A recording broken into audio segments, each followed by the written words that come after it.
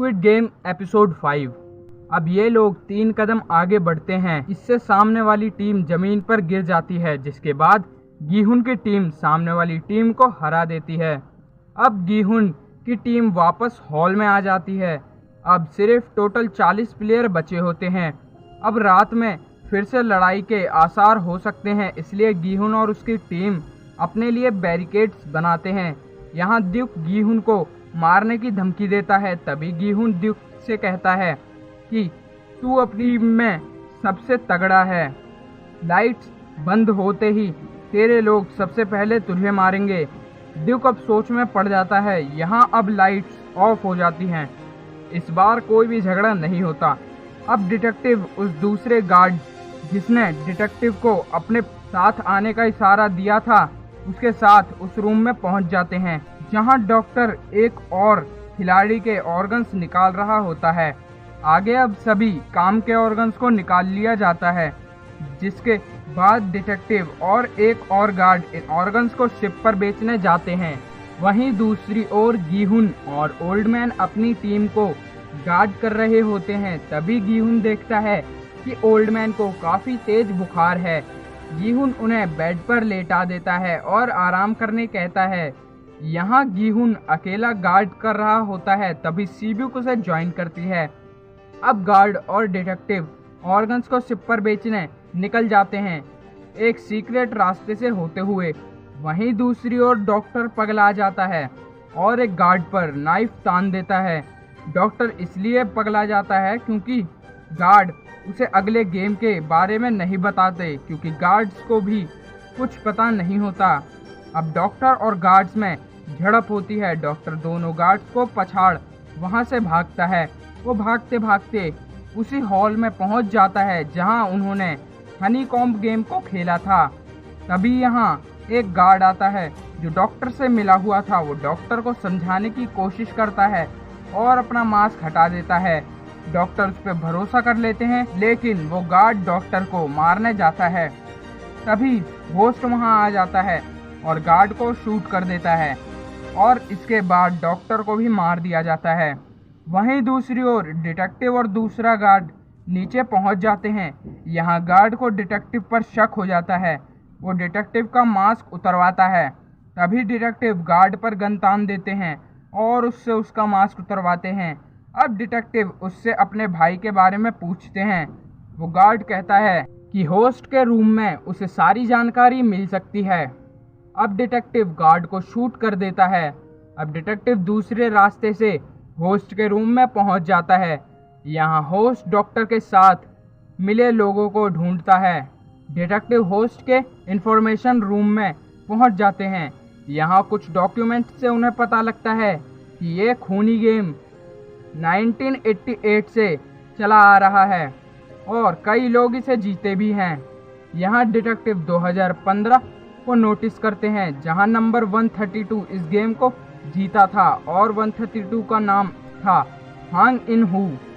अब डिटेक्टिव 2015 की file check करते हैं तो उन्हें उस फाइल में उनके भाई का बायो भी मिलता है, यानी डिटेक्टिव का भाई जो लापता है, उसने भी ये गेम खेली थी और वो जीता भी था। दूसरी ओर अब सुबह हो गई थी। सभी प्लेयर्स को गार्ड उठा रहे होते हैं। ओल्डमैन नहीं उठते। तभी एक जबरदस्ती से गार्ड उनको उठाता है और उनका ब्लैंकेट छीन लेता है।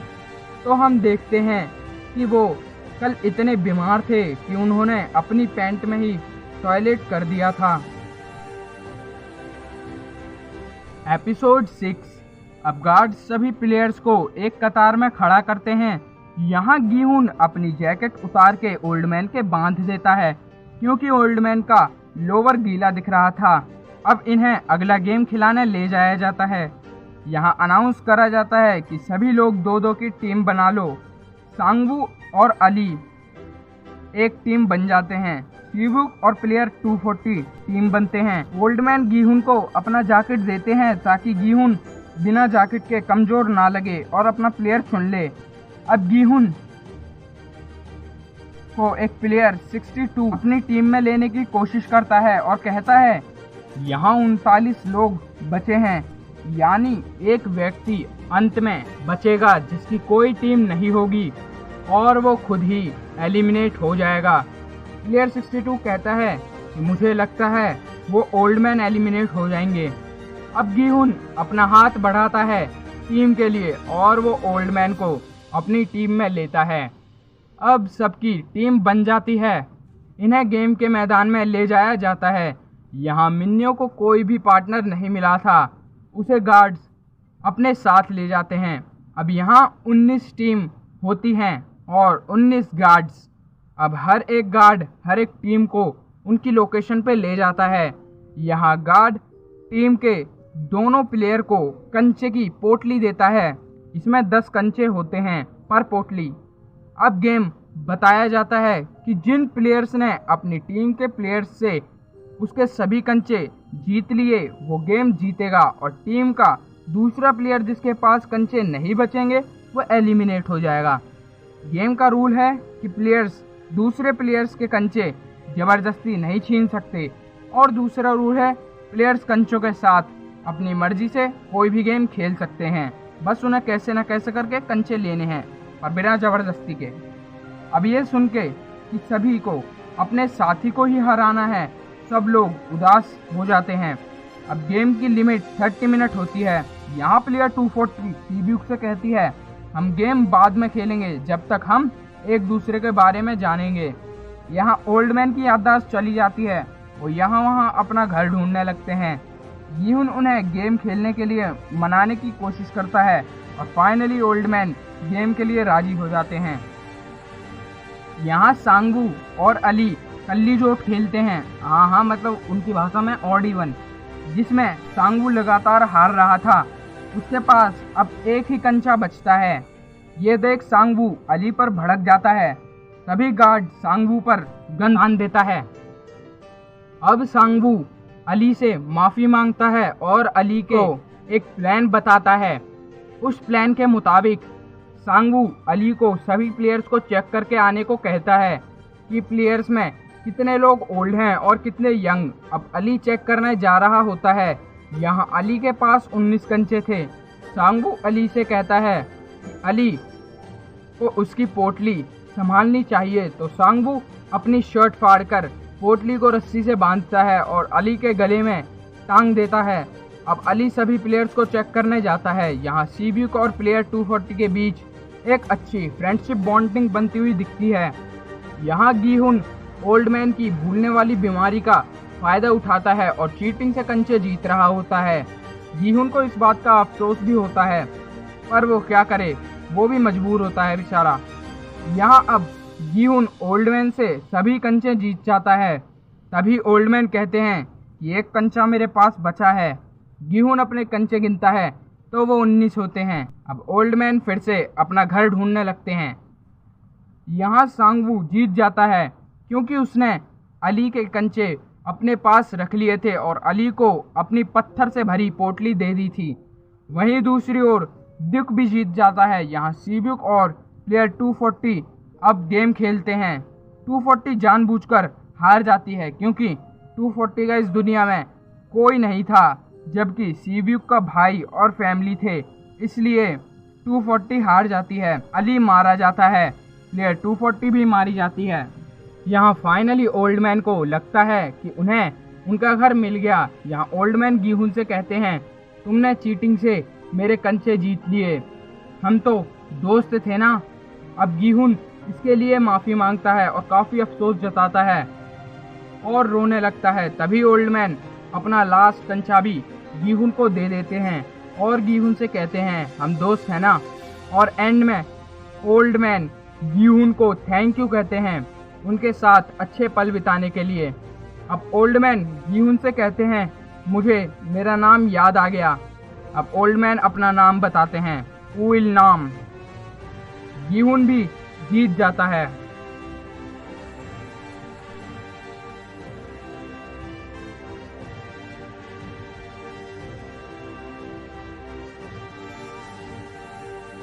एपिसोड 7। यहाँ अब जितने भी प्लेयर्स जीते थे वो वापस हॉल में आते हैं। यहाँ दुक देखता है कि मिन्यो जिंदा है। यहाँ मिन्यो बताती है कि गार्ड ने कहा कि जो लास्ट में बचता है, जिसका कोई साथी नहीं होता, वो एक कमजोर कड़ी होता है।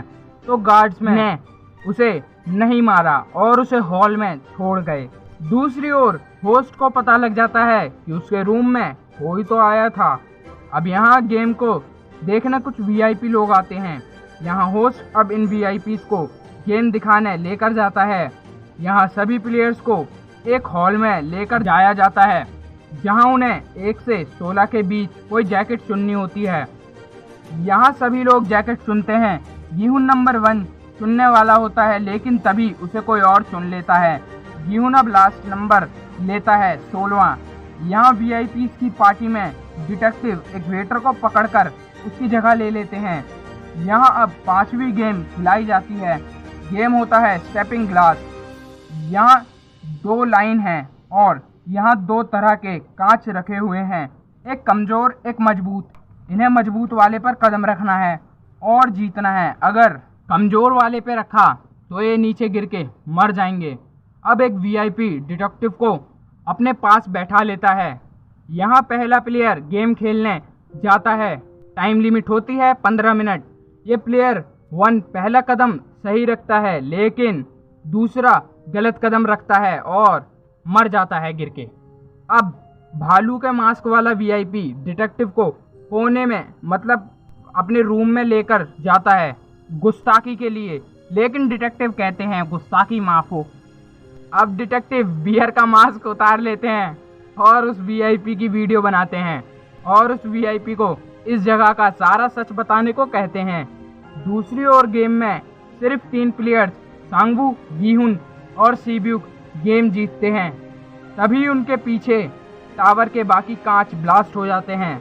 यहाँ होस्ट को पता लग जाता है कि बियर को किसी ने बेहोश कर दिया है। डिटेक्टिव डाइविंग सूट पहनकर बाहर निकल जाते हैं। होस्ट डिटेक्टिव का पीछा करता है अपनी नाव से। एपिसोड 8। अब जो प्लेयर्स गेम जीते थे उन्हें वापस हॉल में लाया जाता है। डिटेक्टिव बचाकर आइलैंड पर दूसरे किनारे पर पहुंच जाते हैं। होस्ट भी डिटेक्टिव का पीछा करते करते वहां पहुंच जाता है। यहाँ डिटेक्टिव अपने सीनियर को कॉल करता है और बैकअप मांगता है और उन्हें सभी एविडेंस भेज देता है। फाइनली डिटेक्टिव को होस्ट पकड़ लेता है।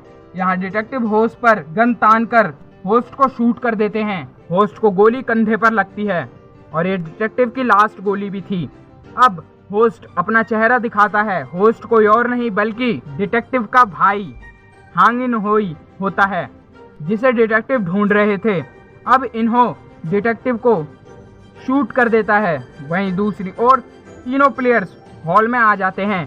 यहाँ गार्ड्स उन्हें पहनने के लिए अच्छे कपड़े देते हैं। यहाँ हम देखते हैं कि जब कांच फटे थे तो एक कांच का टुकड़ा सीब्यूक के घुस गया था, जिससे काफी बड़ा घाव हो गया था। अब इन्हों को लास्ट गेम से पहले दावत दी जाती है, अच्छा खाना खिलाया जाता है। खाने के बाद इन तीनों को एक एक नाइफ दे दिया जाता है। अब ये तीनों वापस हॉल में आ जाते हैं। यहाँ गीहुन सीब्यूक के पास आता है और दोनों एक दूसरे को अपनी फैमिलीज के बारे में बताते हैं और प्रॉमिस करते हैं कि जो भी गेम जीत के बाहर निकलेगा वो एक दूसरे की फैमिली का ख्याल रखेगा। यहाँ सीब्यूक का काफ़ी खून बह जाता है, उसकी हालत ख़राब हो रही होती है। गीहुन गेट पर जाता है और मदद के लिए चिल्लाता है। तभी गेट खुलता है। यहाँ गार्ड्स एक कफन लेकर आए होते हैं। सांगवू ने गला काटकर सीब्यूक को मार दिया होता है। गीहुन ये देख इमोशनल होता है और सांगवू को मारने जाता है, लेकिन गार्ड्स उसे रोक देते हैं।